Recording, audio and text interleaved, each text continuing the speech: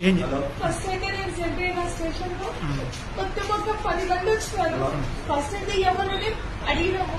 ఎవరు అడిగితే నేను మమ్మల్ని ఇట్లా ఎమ్మెల్యే పంపించినారు, కార్పొరేటర్లు అని చెప్పినారు.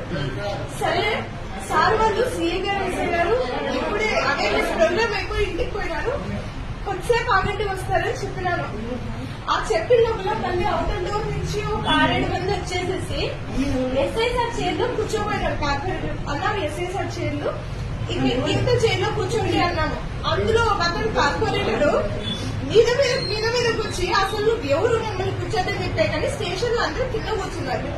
కింద కూర్చుంటే మీరు ఇక్కడ కూర్చోదండి, మా ఉద్యోగానికి మీరు అడ్డము, మీరు బయటకు పోండి, నేను ఆడమనుషులు ఉన్నాను, నేను ఉన్నప్పుడు మీరు కనెక్ట్ చేయకండి. సార్ ఎస్ఐ సార్ సీజన్ వచ్చిన తర్వాత రండి అని చెప్పిన కానీ నేను చెప్తుంటే అసలు ఆ మాట వినుకుంటా మీదకి వచ్చేసి ఆ గ్యాప్ నుంచి ఒక అతను ముద్దాయి వాళ్ళ నాన్న గుజ్జల రామకృష్ణ వీళ్ళందరూ సపోర్ట్ చూసుకొని నా తలకు ఫస్ట్ ఇక్కడ కొట్టినాడు, తర్వాత డ్రెస్ పెట్టుకుని లాగినాడు. కానీ అట్టించి తప్పించుకొని పాల్గొన్నాడు. ఇప్పుడు లేడు అసలు బయట కూడా ఆ మనిషి లేడు.